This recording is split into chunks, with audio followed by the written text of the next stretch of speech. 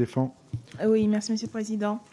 Alors c'est un amendement qui vise à faciliter le choix des consommateurs et consommatrices au regard de l'impact écologique de chaque véhicule.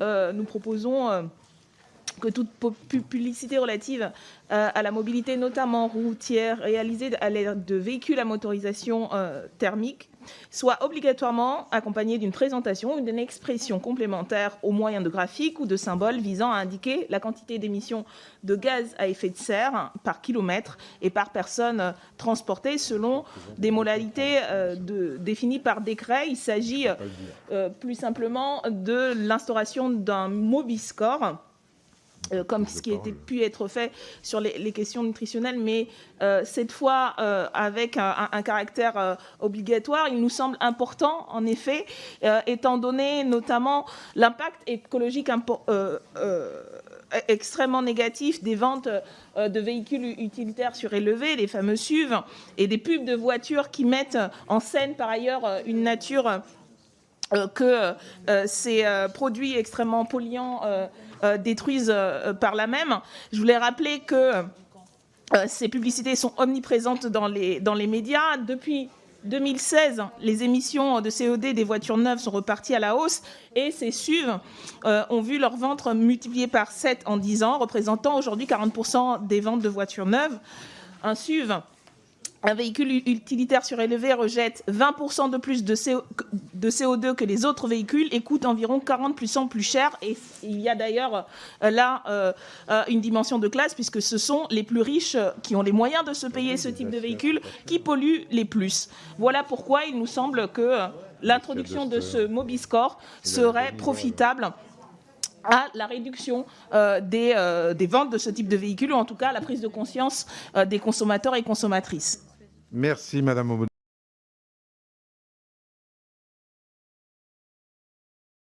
pour le 44-50. Merci Monsieur le Président. Alors il s'agit d'un amendement de réécriture de l'article, puisqu'il nous semble insuffisant, en prévoyant le transfert des pouvoirs de police de la publicité du préfet vers les maires de communes. Qu'il existe ou pas un règlement local de publicité, cela ouvre la voie à de potentielles régressions. Ça a été dit par des collègues. Certains maires pourront peut-être être plus stricts dans leur politique publicitaire, mais d'autres pourraient opter pour un déploiement à outrance, puisque le règlement local de publicité permet en partie de se soustraire à la réglementation nationale sur un sujet aussi global comme celui de la publicité. Il nous semble que c'est l'État qui doit imposer des règles sur tout le territoire plutôt que de se défausser sur les maires. Et ce n'est pas une question de confiance, c'est plus une question d'irresponsabilité du gouvernement et de la majorité en l'État en la matière. Alors nous proposons de libérer entièrement en fait, l'espace public des publicités néfastes. Notre amendement subordonne la publicité au motif d'intérêt général relatif à la protection de l'environnement et au cadre vie. Toute publicité qualifiée de commerciale dans l'espace public serait de ce fait interdite. Des exceptions seraient autorisées, notamment la publicité culturelle, celle liée à l'affichage municipal ou encore celle relative à des campagnes à l'initiative des services de l'État. Ces dispositions s'appliqueraient également aux publicités situées à l'intérieur d'un local et visibles depuis l'extérieur. Enfin, l'article 1er complète le champ des restrictions en interdisant toute publicité numérique et lumineuse, ainsi que l'affichage de publicité commerciale dans les gares, aéroports et stations de transport public de personnes, ainsi que celle située à l'intérieur d'un local ou implantée dans un espace privé lorsqu'elle est visible depuis l'espace public. Tout cela, je crois, nous aidera à nous débarrasser d'une bonne partie de la pollution visuelle et à faire respirer nos cerveaux avec autre chose que de la surconsommation. Madame Obono. Merci. Madame Batho. Oui, merci Monsieur le Président. Je vais essayer d'être très bref. Je voudrais juste préciser pour la clarté de la discussion qu'on est en discussion générale sur ces deux amendements parce qu'ils procèdent les deux à une réécriture générale. Nonobstant le débat de fond sur l'interdiction de toute publicité commerciale soulevée par nos collègues, moi, l'amendement est tout à fait plus circonstancié à la discussion qu'on a eue sur pouvoir du préfet, pouvoir du maire. Nulle part dans ce que nous avons dit, il n'a été question de de supprimer les pouvoirs des élus locaux. Le propos est de dire qu'il faut maintenir un pouvoir du préfet. Donc, c'est le sens de la réécriture proposée, qui est soit par le préfet, soit par le maire au nom de la commune, et donc d'avoir ces deux possibilités. Et c'est important, en particulier pour les recours associatifs par rapport à la lutte contre l'invasion publicitaire et pour la protection des paysages. Merci Madame la députée. Madame la rapporteure, sur ces deux amendements en discussion commune. Oui, en discussion commune, mais en effet très, très différents par leur nature. Sur le premier amendement, Madame Obono, vous voulez, je cite, supprimer toute publicité commerciale dans l'espace public.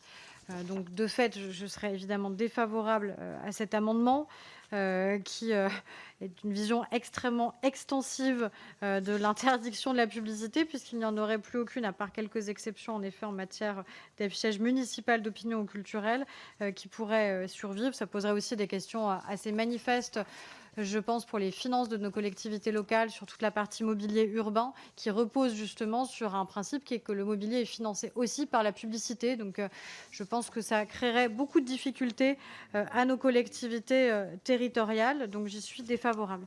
Sur l'amendement de Madame Batho, qui est de rétablir une compétence partagée entre le pouvoir délégué aux maires ou aux EPCI et le pouvoir du préfet, je comprends, et c'est en effet une des questions qu'on s'est posées, nous, avec le rapporteur général, dans les différentes auditions, sur ce qu'il fallait ou non maintenir des prérogatives au préfet. Je vois plusieurs difficultés qui sont soulevées, notamment que vous ne précisez pas quel serait le partage des compétences. Il y a un risque de chevauchement des compétences entre ce qui serait demain dévolu au maire, ce qui serait demain dévolu au préfet.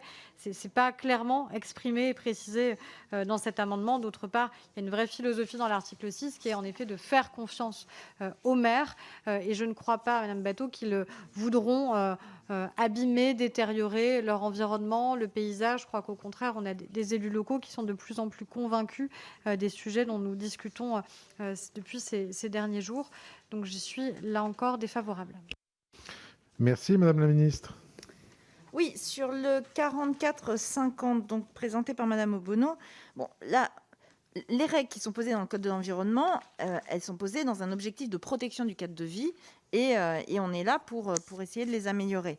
Mais le même code énonce que chacun a le droit d'exprimer et de diffuser informations et idées, quelle qu'en soit la nature, par le moyen de publicité d'enseigne et de préenseigne conformément aux lois en vigueur. Donc l'idée, c'est de trouver le meilleur équilibre. Mais là, une interdiction générale de toute publicité commerciale dans l'espace public tel que vous la proposez, porterait une atteinte manifestement disproportionnée aux droits et aux libertés qui sont protégés par notre Constitution, que sont la liberté d'expression, la liberté du commerce ou de l'industrie, ou même le droit de la propriété. Donc moi, je suis défavorable à votre amendement. Sur le 543 présenté par Madame Batho, en fait, cet amendement, il viserait à revenir à la situation qui existait avant la loi Grenelle II de 2010, en instaurant une compétence concurrente entre le préfet et le maire en matière de police de la publicité sur tout le territoire, que la commune soit ou non couverte par un règlement local de publicité. En fait, c'est contraire en fait à l'esprit même de ce que nous souhaitons faire, et sachant qu'en plus, aujourd'hui, on a des compétences en matière de police qui sont partagées. Donc le préfet quand il n'y a pas de règlement local de publicité et le maire quand il y a un règlement local de publicité. Ce qu'on veut justement, nous, c'est que donner cette responsabilité au maire ou au président de PCI le cas échéant, parce que l'implantation de publicité d'enseigne, de préenseigne ne respectant pas les règles applicables en matière de publicité extérieure, qu'elle soit nationale ou locale, crée des nuisances locales. Elle crée des nuisances sur le cadre de vie des habitants et des visiteurs des communes sur le territoire desquelles elles sont implantées. Et donc, leur contrôle relève d'un enjeu principalement local. Donc, la décentralisation que nous mettons en œuvre dans l'article 6 permet de clarifier, de simplifier la compétence dévolue à l'autorité locale en cette matière. Et c'est un acte de confiance vis-à-vis des préfets, donc je suis défavorable à votre amendement. Merci Madame la Ministre. Je crois que nous n'avons pas de prix. Madame Obono, pardon. Oui, effectivement, je vais réagir dans un premier temps sur l'avis de Madame la rapporteure sur le fait que le financement du mobilier urbain repose sur la publicité, en tout cas les ressources de la publicité. C'est un peu comme ce que vous arguiez sur la question des programmes qui seraient financés à la télévision grâce à la publicité. Mais c'est peut-être ça le problème en vérité. si nous ne faisions pas dépendre le développement d'un mobilier urbain qui ne soit pas simplement pensé comme un support publicitaire des enseignes publicitaires et que nous financions, comme nous devrions financer par un service public digne de ce nom, avec des moyens dignes de ce nom, les programmes télévisuels, eh bien, nous n'aurions pas ce problème et qui est en fait justement exprime la difficulté dans laquelle, y compris les mairies vont se retrouver, les collectivités territoriales vont se retrouver parce qu'elles dépendent de ces financements, alors que ça devrait être l'État qui les fournit, le gouvernement. Et par ailleurs, il nous semble, alors il y a un caractère provocateur, mais sur l'amendement, il s'agit en fait de remettre en cause la nécessité de ces publicités et surtout leur caractère problématique à plus d'un titre. On a parlé de la question de la surconsommation, mais la pollution visuelle est aussi un enjeu. Et comme nous sommes en débat aussi constitutionnel, de réforme de la Constitution, peut-être que nous devrions faire prévaloir effectivement dans la Constitution des principes d'intérêt général et de l'intérêt de la planète sur l'intérêt du commerce, parce qu'on se rend de plus en plus compte qu'ils sont incompatibles. Et donc la question, c'est veut-on préserver l'humanité ou préserver les profits? Nous choisissons l'humanité.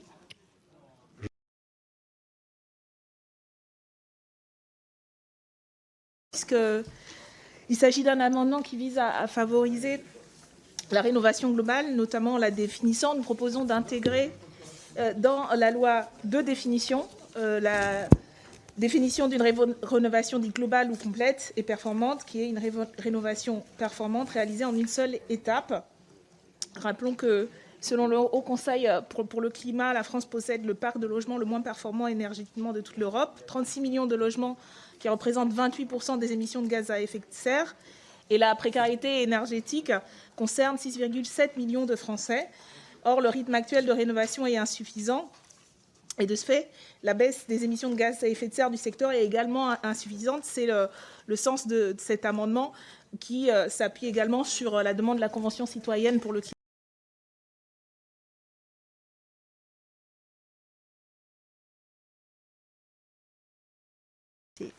Le 44-95, Madame Obono. Oui, merci Madame la Présidente. Alors de nouveau, nous souhaitons que soit inscrit dans la loi le fait que l'approche globale dans l'obligation de rénovation énergétique soit véritablement privilégiée, ce qui ne nous semble pas suffisamment le cas. C'est ce que demandait, je le rappelle également, la Convention citoyenne.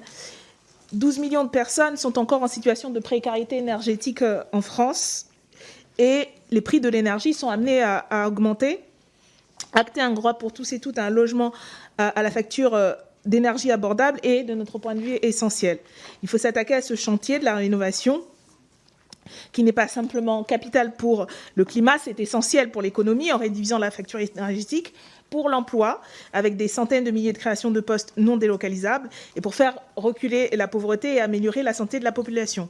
Rappelons que la France compte 3,8 millions de passoires thermiques occupées par des ménages appartenant aux 4 premiers déciles de revenus. Et nous pensons qu'en France, avec les 7,4 millions de logements avec étiquette F et G, doivent faire l'objet d'une rénovation globale. C'est pour ça que nous proposons d'obliger les propriétaires à effectuer la rénovation énergétique de leur logement à partir de 2022. Je vous remercie, Madame la députée.